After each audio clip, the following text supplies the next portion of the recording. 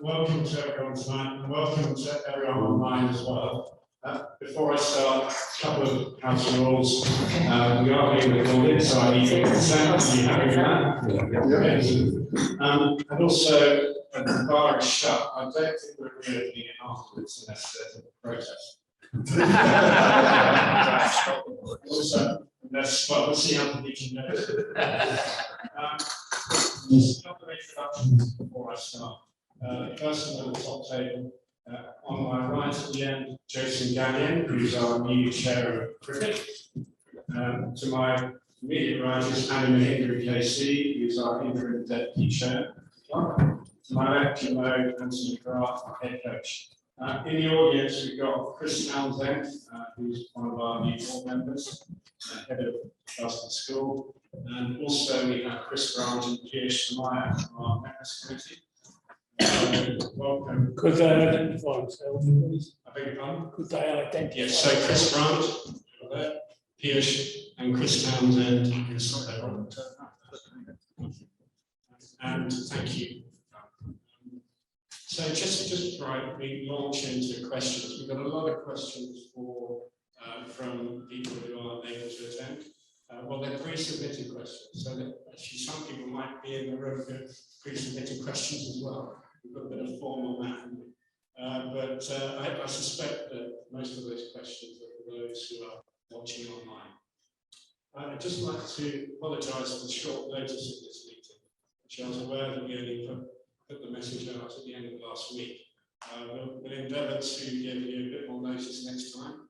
And actually, we've got a list of members' events and forums that we're going to be putting out for public notice very, very soon. I might be able to actually grab that information a little bit later to give you a bit more forward. Okay, so just before we start, what I'd like to do, and this might address quite a few of the pre-submitted questions actually. We're going to talk from the top table a little bit about the Catherine Newton report. We're going to talk about ground development. We're going to talk about cricket, obviously, so that's sort of the main topics.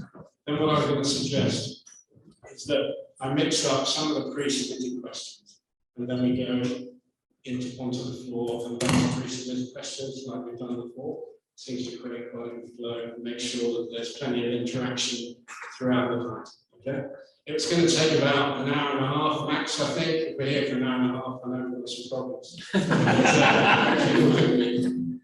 Okay, so without further ado, I'm going to hand over to Anu, who's going to give me an update on the Catherine Newton report.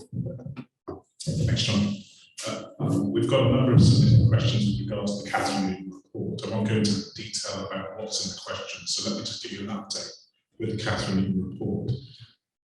We still don't have a final date of when we can expect it. Now, a lot of you will roll your eyes and say that's not good enough. However, having found out and spoken to the solicitors in the last couple of weeks, that isn't actually down to her necessarily. It's been a difficulty with people's participation within the investigation and also her obtaining some information she's still waiting upon, from my understanding. We are told it's imminent, and there's a process that has to take place from that. So her finalising her report, it goes to maximalisation. Just so I can tell you what maximalisation is, if somebody is found against within the report, so an ill finding against somebody for an accusation, they have an opportunity to then comment upon that finding. From that point, that's a 2-week process. That goes back to Catherine Newton, who finalises her report and sends it through to us. A question that followed on from that is, will the report be made public? The answer is yes. The report will be made public. We will have a report that goes public, and another report. There's not 2 reports, the same report that has the evidence within it. Obviously, the evidence that she has collated will not be for public consumption, as it were, but the report will go public. Question that's been asked as well is, how much does this cost us in totality with regards to the Catherine Newton? It's not just as simple as that. There are other legal costs that have had to be taken into consideration. Some libel cases that have been brought against us. At the moment, it stands at £550,000. Yeah, I can see a lot of you going like that. Yeah, it's a lot of money. So it's £550,000. That's not what Catherine needs. So 2 libel cases that are against us at the stage. One we're fighting. One of you may be aware, may not be aware, is from a previous board member as well. So we are in the process of trying to sort that out.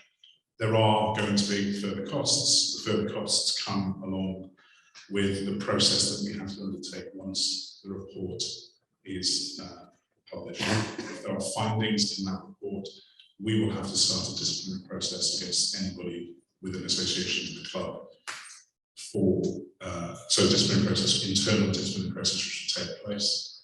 There may be claims against the club for any findings within the Catherine report, and then obviously some legal fees outstanding on top of that from the claims that arise and also in the disciplinary processes.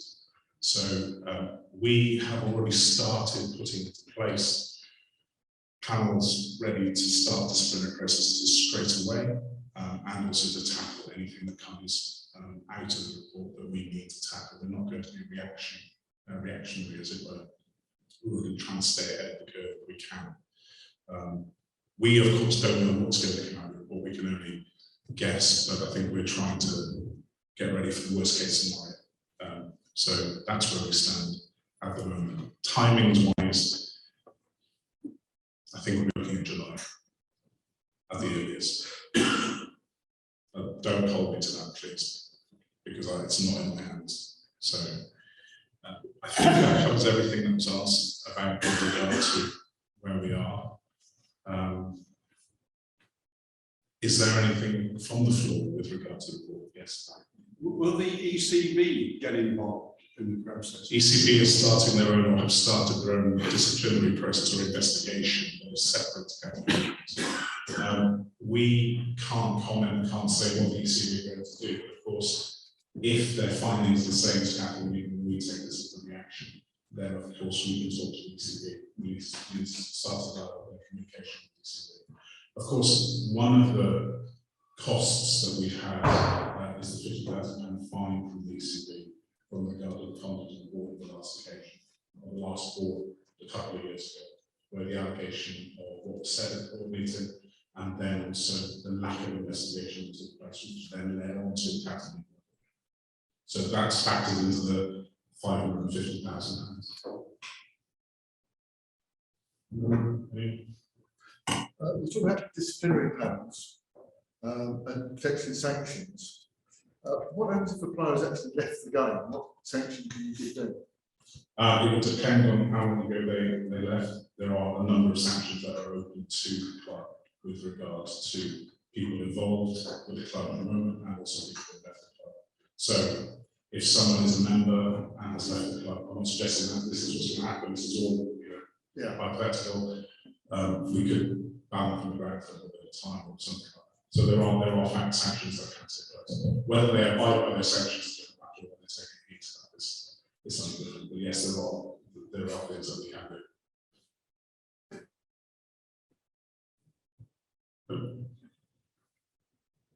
Thanks. We're going to move on to cricket now, and I think the way we're going to deal with this is we've got quite a few pre-submitted questions, which I'll put to Max and Jason alternately, and then we'll take some questions from the floor. So let's start with the first question from Linda Crane. With so many of the early games this season being washed out by the rain, wouldn't it be preferable to start the season later? The Humber is coming under increased scrutiny over its liability. I'd rather sacrifice 3 to 4 players to the format, call up players from the second 11 and play county cricket through August. There's plenty of talent there. The league should be about a fair playing field. A lot about how many games we can actually get completed without weather interfering. We should have beaten Lancashire, Kent and Surrey. So Max, you can do that. I agree. I think when I first started, when we used to start in May, I think the championship, but with the schedule now for competitions within 6 months, something has to give. So I think it's more the amount of cricket we play, not when we start. And you know, with the weather in England, if we play in April, it's going to be either cold, raining or both, which it has been this year. So it's a real challenge going forward with the structure of the game, and there's been a lot of chat about that with the high performance review. Common sense would say start later, but unless one competition is dropped or we look at a different way of doing things, I just don't see how we can start any later. Yeah, and so Max, how do you feel the start of the season is going? I think as a squad we're disappointed we have a lot more points, but as the question alluded to there, we've been in winning positions. The amount of rain we've had, particularly down here, which we normally get lucky with rain at Chelmsford, it just seems to follow us everywhere. So after the initial win at Middlesex, Lancashire was pretty even, but certainly Kent and Surrey were in the driving seat. And given I think we lost a day at least against Surrey and a day and a half, if not more, against Kent. From the position that we were in, we would have certainly won them games. The last two have been slightly disappointing. Obviously, Warwickshire, we lost the toss in difficult conditions. Having said that, we had 2 bad hours in the game.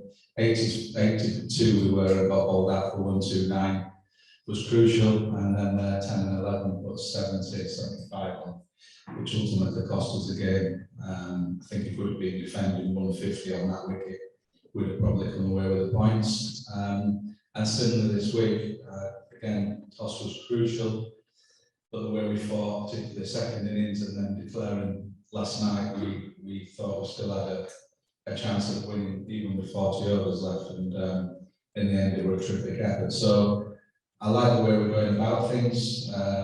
We've had to try and manufacture games to get results which haven't gone our way, but I think if we continue to go about that in a positive manner with the team we've got, although the table looks like we're adrift at the moment, there's still plenty of cricket left, and I keep going back to 2019. I think we were 50 points behind Surrey with 6 games left, Somerset, sorry, and we turned that around. So there's still plenty of points to play for.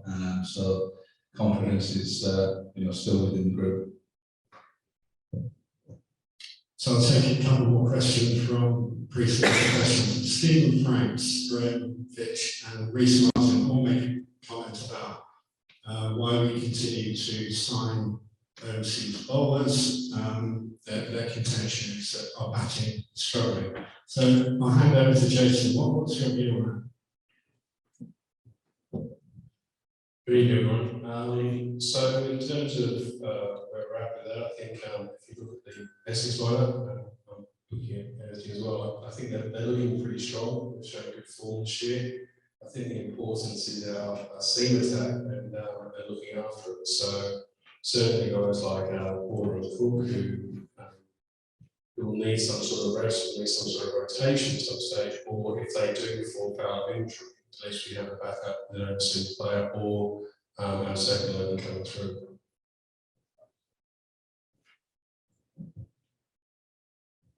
Yeah, I know there's been some frustration with the batting, particularly last year we were disappointed, but if you look at the balance of our squad, our top 5 this year are all in the top 20 runs scorers in Division 1. Tom West is top of Division 1 in terms of scoring runs. We've played the extra bowler this year. We flirted with it a little bit last year. The reasons for that being away from home now, teams are just not giving Simon Armour anything. So the wickets are either flat or green or very small boundaries. So we've had to find a way of getting wickets away from home. And I think if you look at our away form last year, we won 5 games. We struggled strangely at home last year because the wickets, even though we tried our best, and Stewie is a fantastic groundsman, we just couldn't find results at home. Pitches didn't turn as much as we thought we would do, which nullified Simon through no one's fault. So we felt that we've needed the extra bowler. I think this year where we have struggled a little bit is 8, 9, 10, 11 not contributing, which all teams do now. If you look at every team in Division 1, Surrey have been the benchmark in the last year and a half, they all play 4 or 5 bowls now. So the bowlers have to take responsibility and score runs. So the top 5, as I mentioned, that's without Paul Walter playing for us, Cushy. We've got Robin Das, we've got Josh Ryan, who we're all trying to get in. So to sign an overseas batsman is only going to take another person's spot. So we have to bat better, absolutely.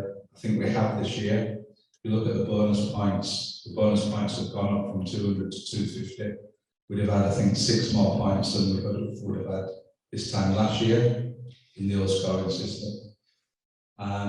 So it's my job and the coach's job to get the best out of the batsmen we've got because the talent's there. And as Jason said, our bowling stocks are slightly down. If you look back at when we last won it, I think we had 9-10 bowlers who we could rotate. So I think we've only 6 now. We've had a few injuries this year, which can't happen. And the way Sam Cook's going, I don't think it'll be long before it gets international honours, particularly with Jimmy Anderson and Stuart Broad. Not long till they're finished. So that is a kind of a strategic view of why we're looking at recruiting who we do. Some may agree, some may not, but obviously we're doing it in the best interest, not just for the club, but the players. And we genuinely believe that way we can win games and be successful. Hopefully that's it. Are there any questions from the floor for Jason and Max? Fully agree with what you said, Max. Fully agree. Any other observations on how the season's gone so far? Great. Okay. Yes. Actually, what I'm going to do now is just produce our new commercial for the back. Well, you joined the club a month ago. That would be to transform the business for the next couple of years. So welcome to the club. We're going to move on to some pre-submitted questions on the ground. I'll just answer one and then I'll go. So the first one is from Andrew Lomas. It's a very general question about what's happening to the ground, or anything remotely looking like modernising the ground. Okay, it's a fair question, and I'll try and take it down. I might sound like a bit of a broken record. Not much has happened since the last meeting. We've completed our auctioneering report, which took over a year to complete, a lot of hard work, and that report is about 258 pages long. And what that report talks about is what options the club has for the future home of Essex County Cricket Club, whether it's staying at Chelmsford or whether it's relocating. It's a very comprehensive report. The board have seen that report. Now, the next stage for the board is to determine what to do next. And we've had quite a few discussions about that. And I'm determined that we don't rush into anything at all. We get this right. So the first piece of work we're doing is going to create a master plan for this site. And that's going to take a little while because first of all, we need to do a complete survey of the ground, a measured survey on the utilities, on the ground that hasn't been done for many years. So that's going to take about 6 months. We formed a master plan steering group, which will be up and running once that survey is done. I think that master plan steering group will meet for about 6 months. So that's another year until we determine what we're going to do with the ground and what options we have. The emerging preferred option, you'll be pleased to hear, is that we do everything we can to develop our current site. We feel that this is the best option for the club at the moment. It's not saying that we haven't completely discounted any other options, but the feedback we've had from all our stakeholders is that Chelmsford is the preferred option. And that's what we'll be looking to do. The narrative's going to change a little bit. I'm not looking at grandiose redevelopment, and I don't think the board is. The board is looking for sustained improvement of Chelmsford as the future home of Essex County Cricket Club. But behind all that, what I don't want to do is for this ground to stand still. And there's a lot of work being done in the background that you won't even notice. It's like going home and your partner saying that they've cleaned the house up and there's no discernible change in the house, but they've been looking through all the drawers and tidying it up. That's what's been happening at the ground. We put 2 new roofs, one on the pavilion one on the Premier Suite, which cost a lot of money, put a new balcony on the Premier Suite. As you can see, we're extending the Premier Suite, put a lift up over by the floodlights over there to improve wheelchair access. We've done a lot of infrastructure work for all our utilities, gas, electric, and water, which will stand the ground in good stead. They're almost enabling works for the next stage. So there's a lot going on. So I don't want you to think we're standing still with the ground. It is a bit of a process because the ground, as you know, has suffered from years of underinvestment. It used to, the first day I joined the club back in October 21, I was in the office, it rained and there was water pouring through the roof. That's how bad it was. And we're just dealing with stuff like that at the moment to make sure the ground is comfortable and tidy for all our members to visit. Any questions on ground redevelopment?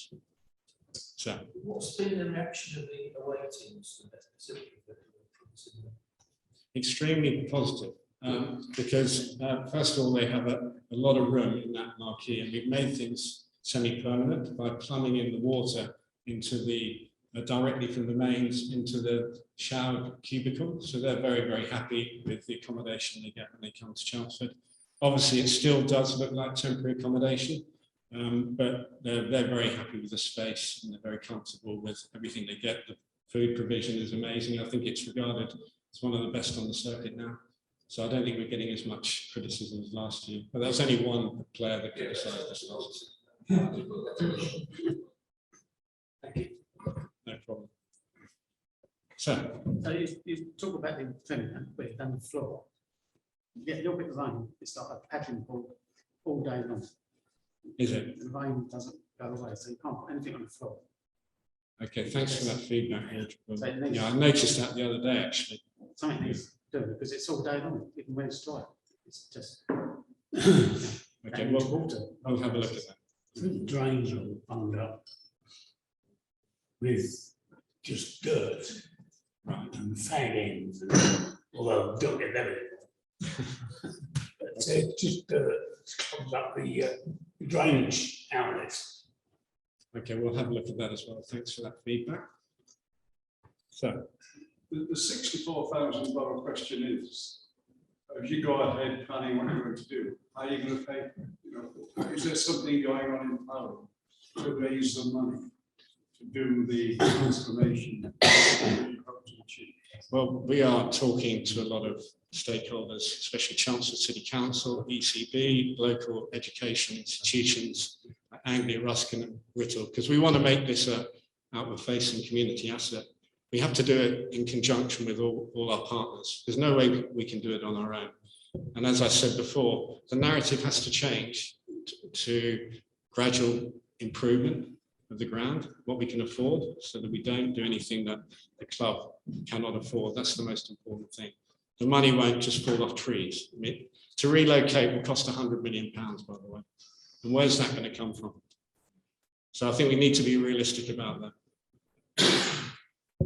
So I'm not speaking loudly enough, sorry about that. Anu, do you want to say anything else about ground redevelopment? The question about the money is a valid one, specifically with the £550,000 of legal costs we've just incurred. However, you know, debt's not a bad thing. And I say that slightly tongue in cheek. Debt's not a bad thing if we're moving forward with it rather than taking debt to stand still. We're not taking debt to stand still. If we do redevelop and we do need to take debt, it's only going to make this place even better for generations to come, but also in the short term as well as the long term. So it's not and it's also about affordability. So it's very easy for us to say, yeah, let's just up sticks and go somewhere else and build an all new singing and dancing place. First of all, there's a lot of history here for a start.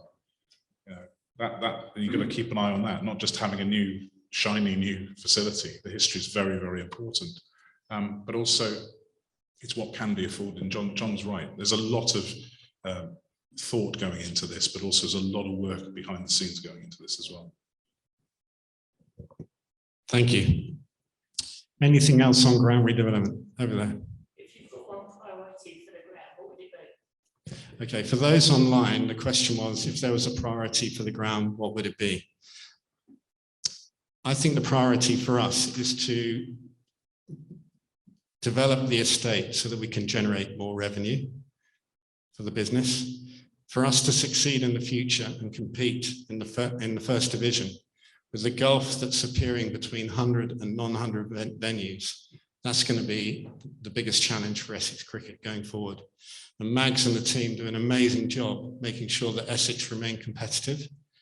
What we have to do is build that business around cricket to make sure that we have the resources to help Essex stay in Division 1 and compete for championship titles. At the moment, we have an estate and facilities. You can see them around us. They're tired. We need to improve them. We need to improve our M&E facilities so that Will can generate revenue for the business and make us sustainable for the future. Are you talking about putting up like a new big stand? Well, capacity is an issue for us with the smallest ground in the country officially, I think now, in terms of capacity. So that constrains us when we're trying to drive revenue from T20 matches. There is a scarcity value in our tickets, which helps generate interest, but I think we could sell a lot more T20 tickets. We're probably looking at a 8,000 or 9,000 capacity maximum we need. At the moment, we are stretching to 5,000. So I think we need to look at capacity.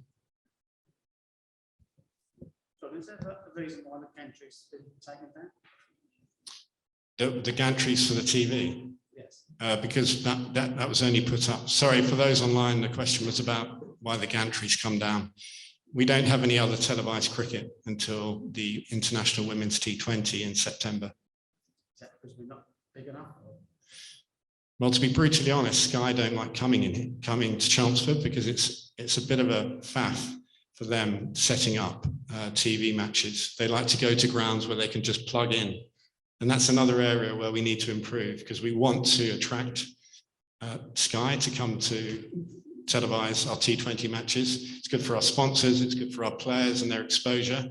So why was they put up in the first place? For the Ireland-Bangladesh series. Just for that? Yeah, just for that series, yeah. Which I think you'll all agree was an outstanding success. Okay, I think any other questions on the ground? A general question? Go for it. Something I've read on Twitter is Kent are improving their stream for the T20 drafts. Is that something we are looking to do? They sort of pay, you have to pay for it, but apparently it's better than the YouTube.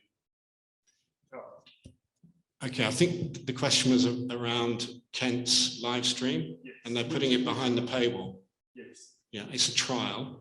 Yeah. First of all. That's just what I've read. Yeah. Just literally stuff. Yeah, that's right. You're absolutely correct. So Kent have a trialing pay-per-view for their live stream, which is ironic. And I hope no one from the Kent committee or the CEO of Kent is listening to me, because I think their live stream probably needs a bit of improvement. It looks like. Sorry? Speak your mind. Okay. I mean, our live stream is far superior to that. The current media rights deed doesn't allow anyone to do that, to put it behind the paywall. But Kent have been given permission to trial it just for a short period to see what they can drive in terms of revenue. They're only charging for non-members. That's right. Yeah, charging for non-members.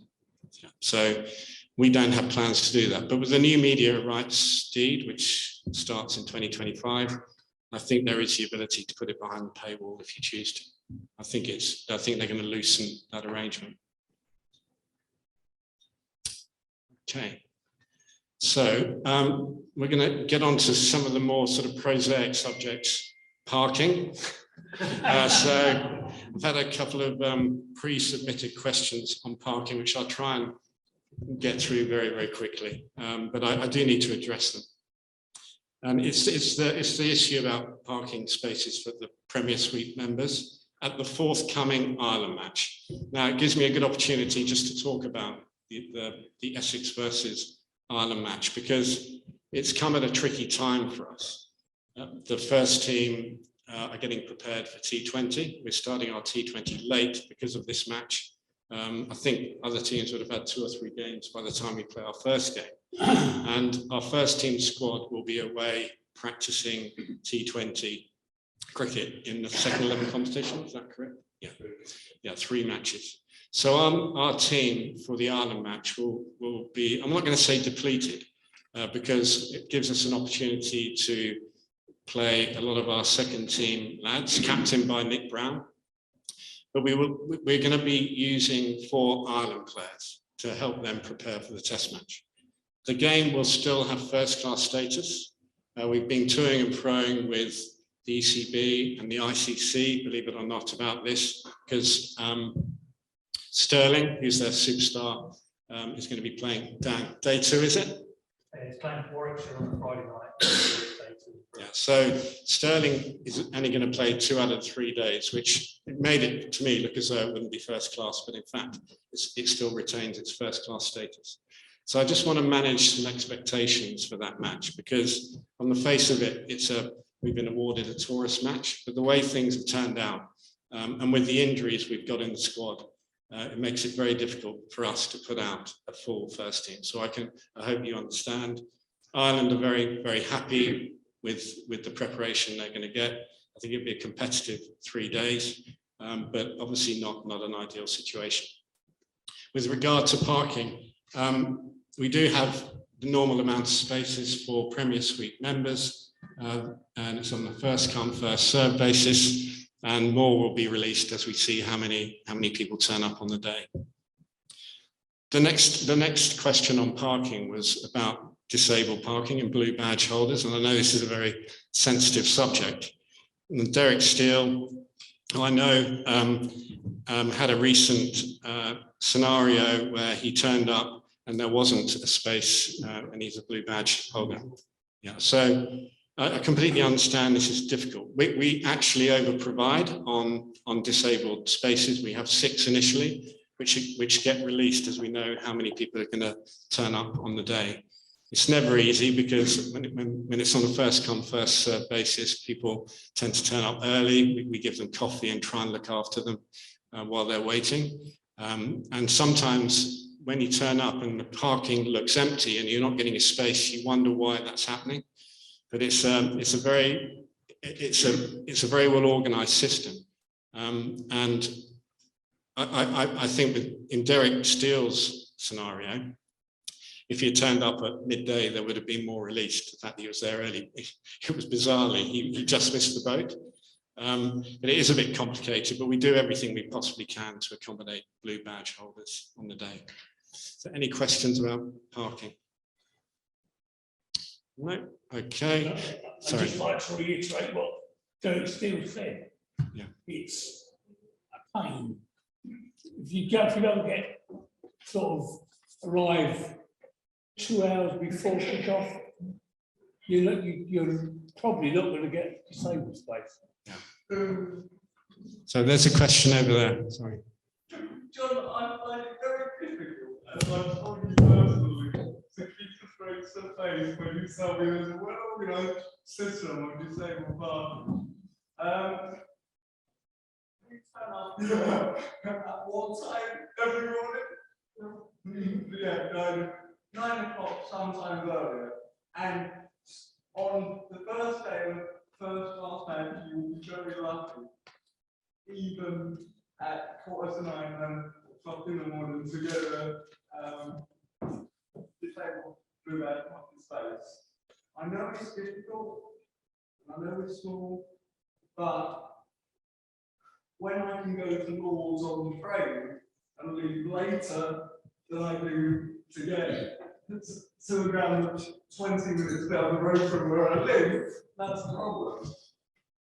You know, and so we do need the best system on disabled parking. I've been saying so for a long time, and it's not the steward's fault, because the stewards are actually having to overextend people more than they probably should in order to get anybody in. So can we please just reiterate to what Derek Steele said, and the gentleman over there, look at disabled parking if we can. Thank you, James. I don't know whether you could hear any of that online, but there was a comment about our disabled parking provision, which we will take on that feedback and try and improve it as much as we can. But we are listening, and we'll look at that and take it away. Okay, I think let's just take a pause from pre-submitted questions. I'm going to go to the floor now, and we'll have a little bit of a free-for-all on any questions you'd like to ask the panel, and then we'll go back to some pre-submitted questions. So, any questions from the floor? So, could you speak up so maybe those online can hear it? I asked the question before about the use of the scoreboard. It fails once every match. On the amount of space that is basically blank, with no information, it seems to be an awful waste of opportunity. So the question from the floor was about our scoreboard and the lack of information. I have to say, I tend to agree, because when I look up and I can't see what the last man scored and when the last wicket fell, I think those are the two main areas, aren't they?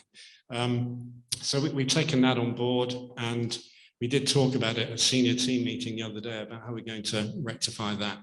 And hopefully you'll see is there anything else that you'd like to see on there that was missing? Yeah. Yes, the last wicket.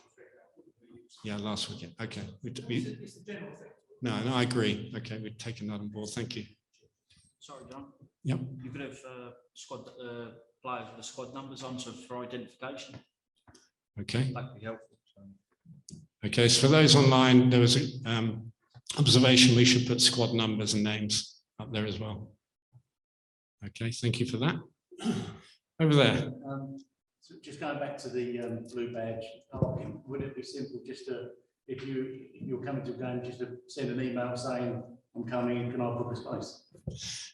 Yeah, I was told prior to this meeting about the booking system won't work because generally speaking, we don't know how many players and officials, etc., are going to turn up, and crew and medical. Sometimes they car share, sometimes they don't. And so even the best laid plans can go awry when that happens. So that there is a reason we don't do pre-booking. Over there. Our new life member. Introduce yourself. Extras. Oh, right. So, yeah. Okay. The observation is extras is not on the scoreboard as well. Okay, thank you. We'll deal with that. Okay, any more questions from the floor before I go back to my sheet over there? Just ask about how's the new branding of the badge and logo? I was going to get onto the branding because there was a question about branding that I was going to address now. So one of the observations from, let me just try and find it, James Brenner, I'll read it out. I'd like to ask why there was no consideration to members' thoughts and wishes regarding the change of the club badge. It appears there was no consultation whatsoever. Surely a matter as important as the identity of the club should have been put to the membership. Had the logo been changed for the had the logo been changed for the white ball shirts only, I doubt there would have been many objections, but to eradicate our classic crest entirely has dismayed me. Well, I was quite surprised to receive that comment because this is an 18-month process where we did a huge amount of stakeholder engagement to every possible stakeholder of the club, sponsors, members, players, staff, you name it. You know, we went through that process. So I can only think that Mr. Bremner, if you're watching online, maybe you didn't spot it, or you weren't part of one of the members groups that were convened to go through this process. In terms of how it's gone down, well, it's gone down really, really well. And we know we've still got work to do around the ground. There's still a lot of signage to put up. There's still some work to do on brand guidelines, which will be in the form of a booklet, which every member will get to understand how we've got to this point and what it all means in terms of the club. And it's not just about the crest, it's everything about the club. It's the tone of voice and the sort of internal culture of the club as well. And it shines like a beacon on our digital platforms, that is for sure. We've had a lot of comments the actual badge is, it works digitally, which is really, really important in the modern age for our, especially for our commercial department. So it's gone down really well. I apologise if any of the membership didn't feel consulted. There were opportunities to be involved in the process. I'm now going to go to membership, and this is where I might ask Chris or Piyush to get involved, because Chris and Piyush have been part of our members committee. We've had 2 meetings over the last few months. They've been brilliant meetings, actually, where we've had a lot of members' feedback. And the question that came from Nigel Barrick was, he's obviously been to Trent Bridge and had a fantastic experience over the last weekend to watch Essex, and he had some observations. But he also said, since the formation of the members' committee, we have not heard anything from them about recommendations they have put forward to the club's board for implementation. Can you share any of these new ideas for implementation? Piyush, do you want to say a couple of words? That might work. Hello.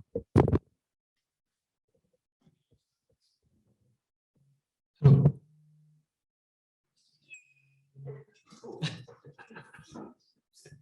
Thanks, John. And hello, everyone. Piyush Somaya. Thank you for electing me as one of the member committee members. Genuine question. It's been like 6 odd months since we've been on the committee. Like John said, we've had a couple of meetings. We're trying to understand how the club works and what are the priorities for us. There's obviously a terms of reference for us to look at, but then we are working with, as a group, we are a 3-member group. Chris is here. I think Billy's online at the moment. We, for a start, are looking at reviving the Boundary Club. That was a popular thing which has kind of died down over the years. So we're working with Peter and Annie to see if that can be done.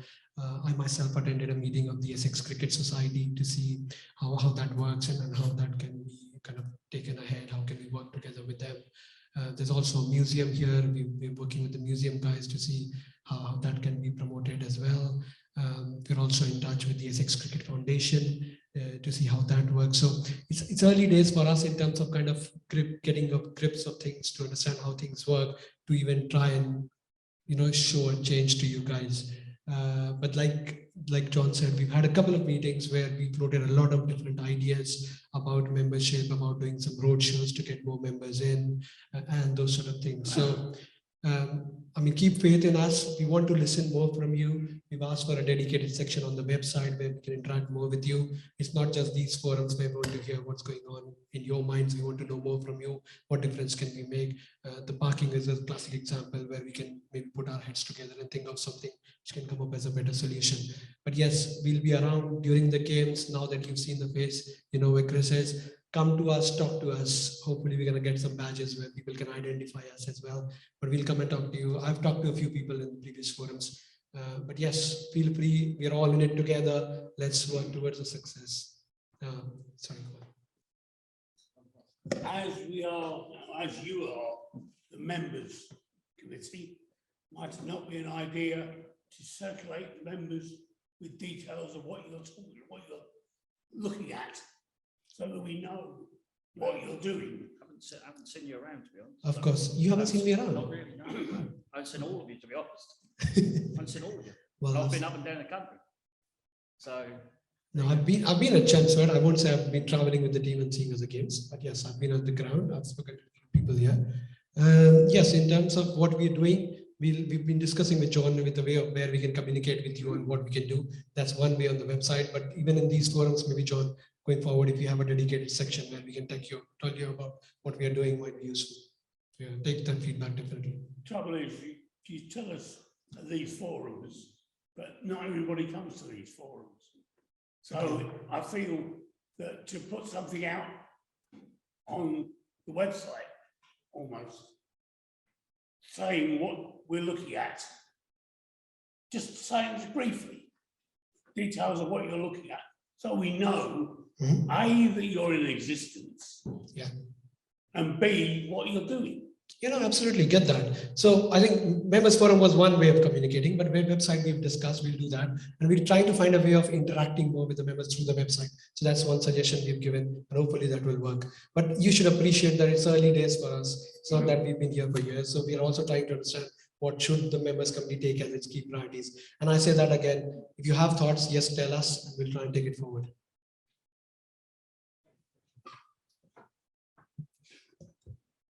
So PH mentioned the new website, which we're launching actually in June, I think, mid-June.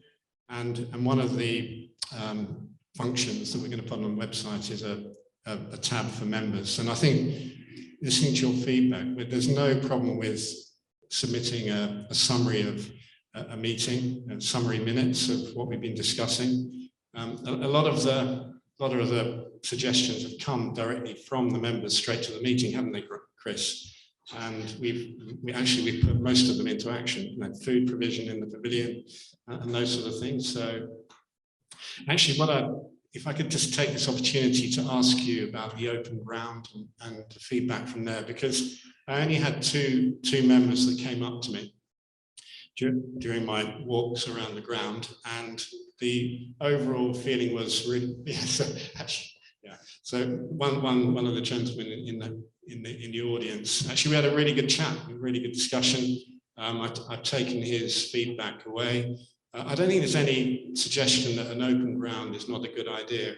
I think the suggestion was, or the concern was, the potential dilution of membership rights, and also the issue of the lower tier of the Tom Pierce stand, which we're going to we're going to make sure that that's exclusively for members going forward. So we've taken on that feedback.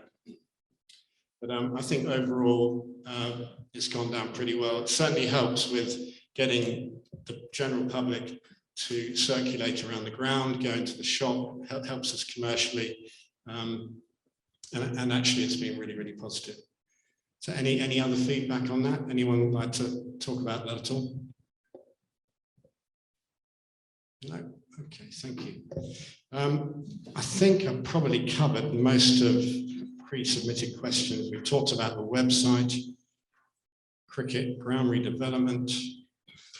I think that's about it, to be honest. So the floor's yours, really, unless there are any more questions from online. I think there might be a couple of questions.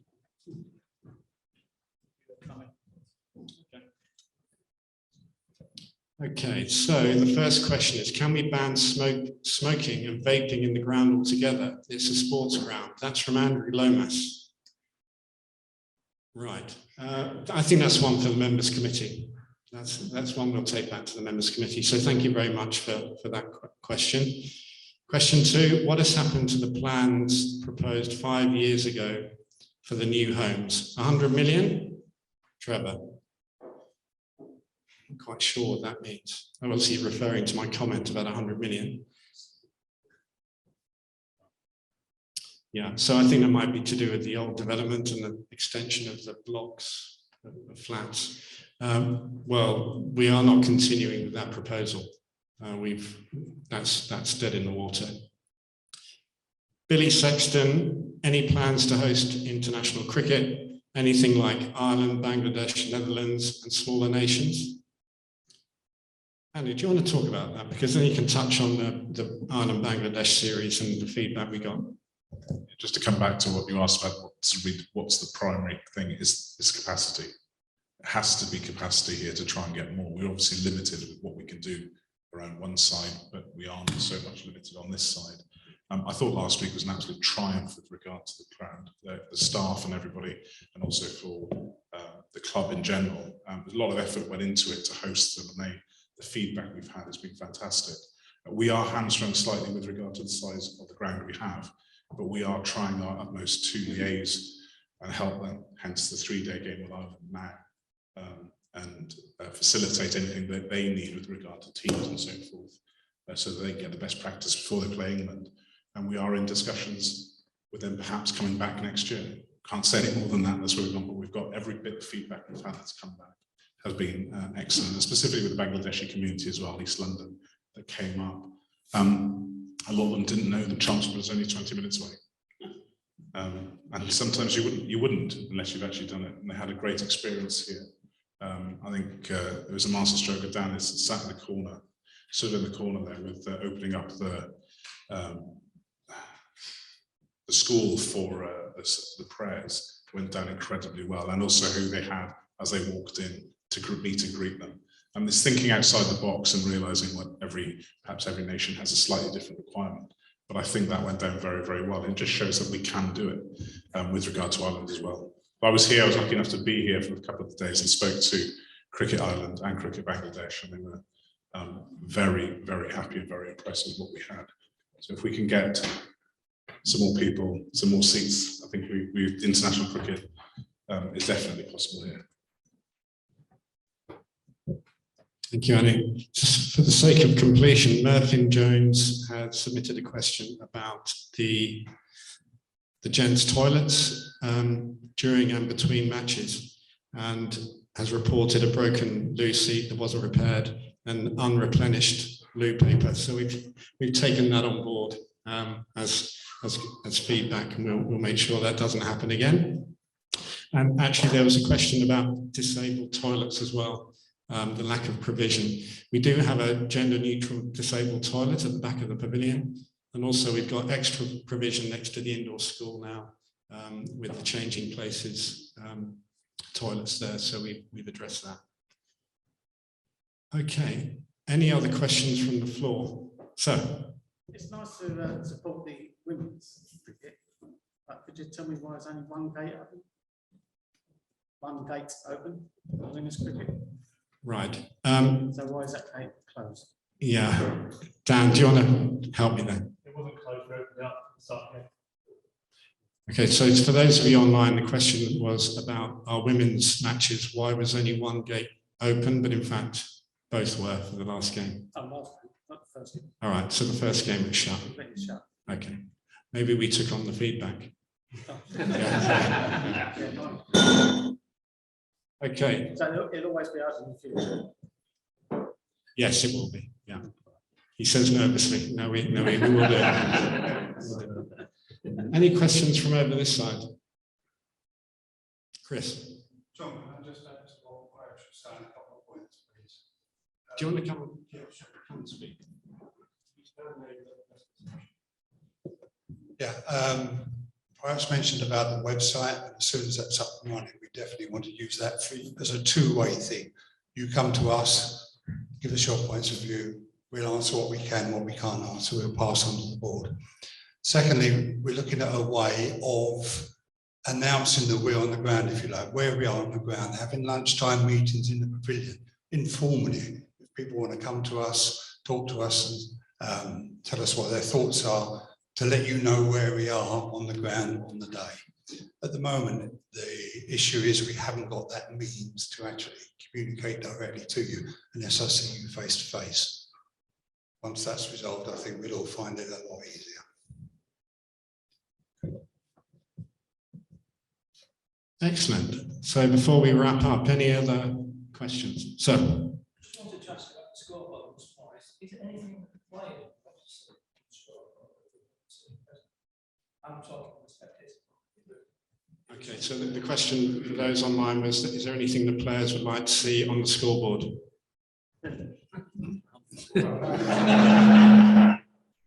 More runs, more wickets.